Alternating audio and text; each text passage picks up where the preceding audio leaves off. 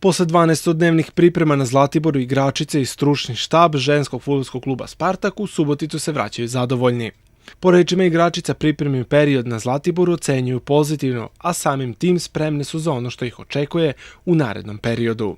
S obzirom da se pripreme bliže kraju, ja sam veoma zadovoljna kako smo radile.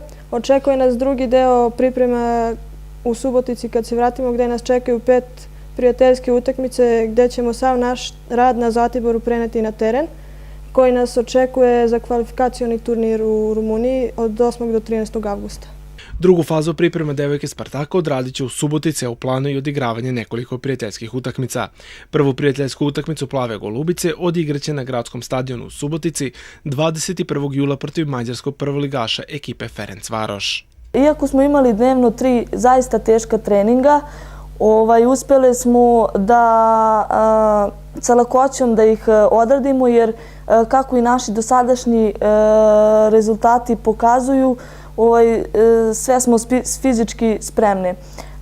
Kako se pripreme približavaju kraju, moram priznati da nas sustiže umor, ali ja sam sigurna da ćemo izdržati svaki izazov jer imamo veliku motivaciju, veliku želju za ciljem za koji radimo cijele godine.